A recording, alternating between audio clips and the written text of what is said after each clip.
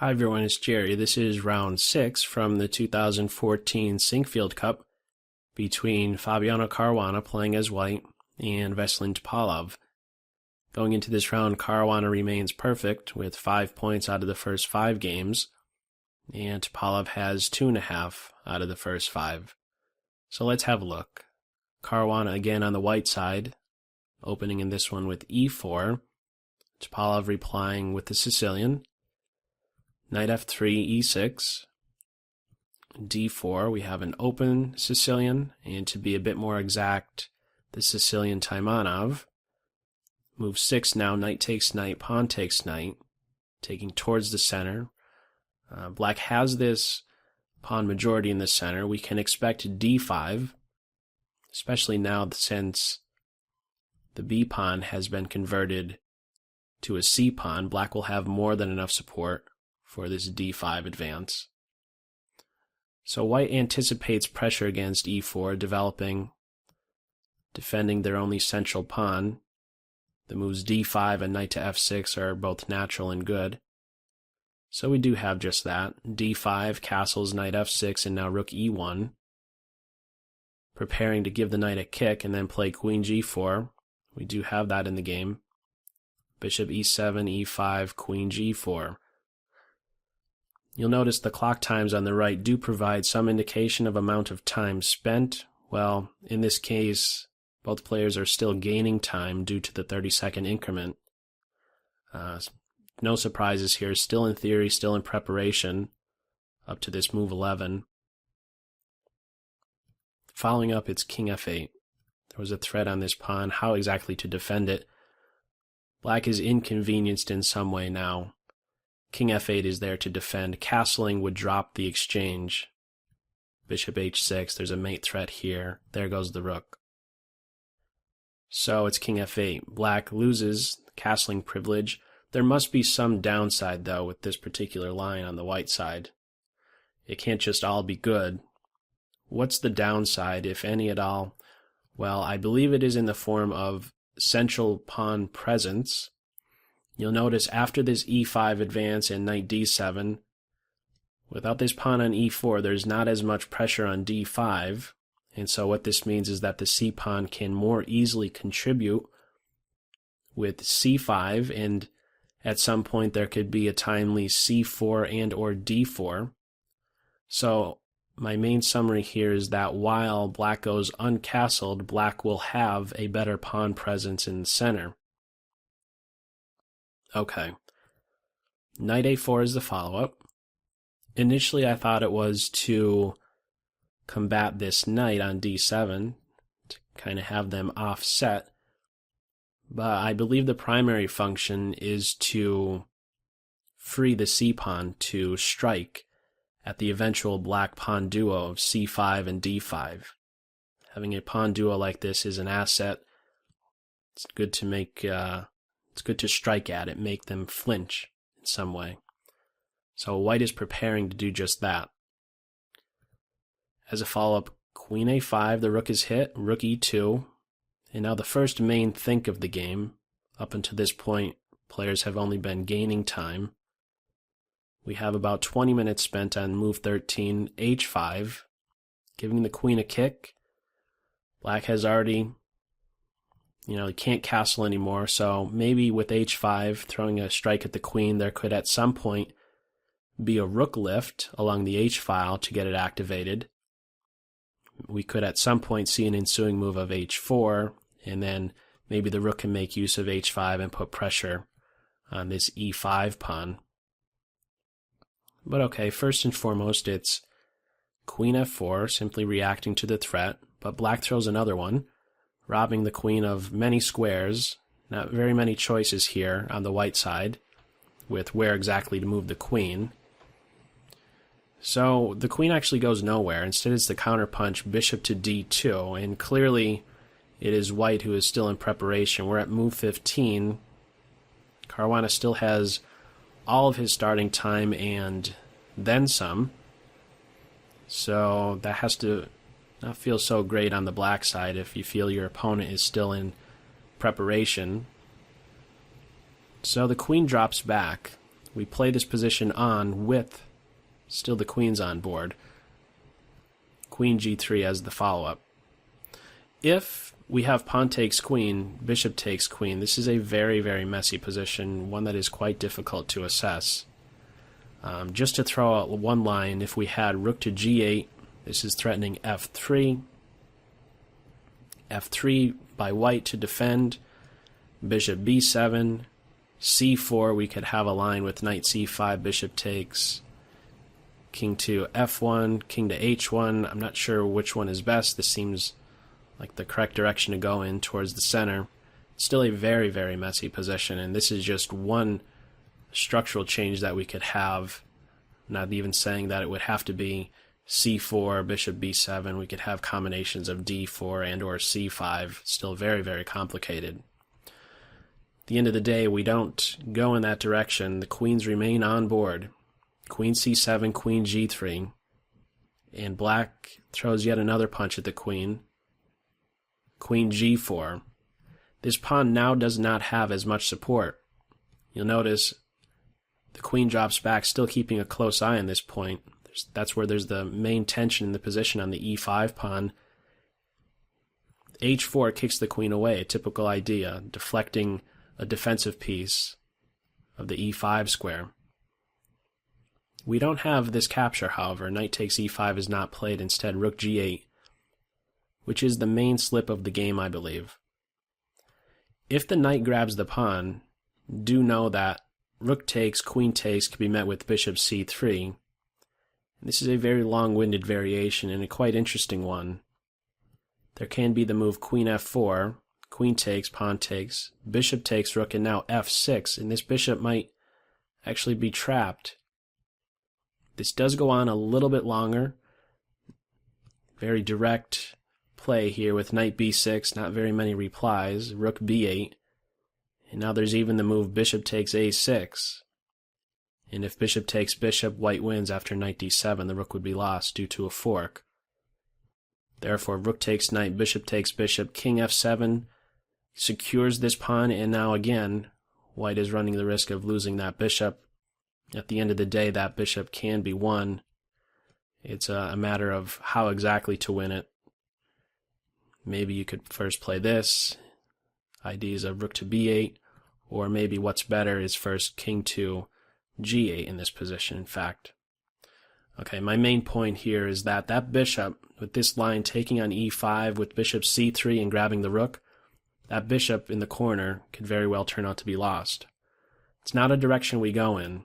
In the game, it was rook g8, which was, again, I believe a big slip in the game. Best move in this position for black is to play h3, looking to disrupt the kingside, the heart of this white structure, the g2 pawn, with the main threat to grab the knight on a4 by way of h4, and he's picked off. And you'll note after h3, if bishop takes pawn, there's bishop takes bishop, queen takes bishop, and now there goes the heart of the white structure, and I'm not so sure whose king stands better. This pawn on g2 is best not taken, of course, due to rook to g8, and the queen will be lost. And maybe if white is not acting fast, that pawn will live, because what's not long off is bishop b7 in moves like c5 and d4, and all of a sudden he is still surviving over there on g2. It's not a direction we go in. Instead of this h3 move, we had rook g8. One last line to note is that after h3, if you are to play as white g3, stopping rook h4, now this is much different. Knight takes e5, rook takes, queen takes, bishop c3. How is this position different than the one I just showed? Well, notice now after d4, bishop takes, there's queen d5. And yes, you could take the rook, but yes, you'll end up getting mated. That's the main difference here. The pawn is now on h3 instead of h4 and controlling g2. Alright, well, we don't go in that direction. h3 was never played, but nevertheless, I believe the best move for black in this position. Instead, it was rook g8. And now simply getting the last piece involved, defending e5 for a second time. Following up c5, and as you might have expected, c4, looking to disrupt this pawn duo. Pawn takes, bishop takes. That's the last structural change in this game. If d4 had been played, you can still make progress on the white side in the following way with queen h5. Bishop b7 seems quite natural. b3 is there to defend the knight from any types of double attacks of both mate and pressure on a4. And if queen c6, there can be a check. There can be a bishop e4. White is still in the driver's seat. I only want to take it as far as f4, and this is how the attack will continue. After this f-file has been opened up, bishop h6 ideas, rook f1, pressure on f7, you get the idea. The attack continues, and white is winning in this position. Very, very strong attack. We don't go in that direction. We don't enter this structural change with d4, but nevertheless, I believe it's quite important to know how exactly to be placing your pieces or how to proceed exactly with an attack and the opening up of a file. f4 is the main idea in response to d4. Okay. In the game, it was d takes c, bishop takes, bishop b7, quite natural. h3 rules out any h3. It's also a flight square for the king. h3 would maybe disrupt that g2 pawn at some point. The queen is a bit more free. If she's to go elsewhere, that h3 move especially can be quite strong. Okay, we don't have that. h3, nice solid move. Rook to d8 is in some lines looking for a knight to e5, where at that point the rook on e2 would be overloaded, having to watch over both e5 and the bishop on d2. So bishops don't belong on open files. We could kind of tuck him away to a much more active square. So in the game it was bishop c3. Black now looks to reposition the knight. Knight c6 to d4, very strong post. Can he get there in time? Rook e3. A rook lift looking for rook to f3. And now we have knight to c6, which is allowing the following tactic, the move played in the game, bishop takes e6. A better move for black at this point instead of knight c6. It may still be a very difficult defense, but rook g7 at the very least would make this sacrifice not work. After f takes bishop, queen takes e6, this rook is there to defend laterally. There can follow g4, and white has maybe some issues with the g2 pawn. Maybe best for white at this point is to try some perpetual check with queen f5, king g8, queen e6, things of lines like this involving a perpetual check.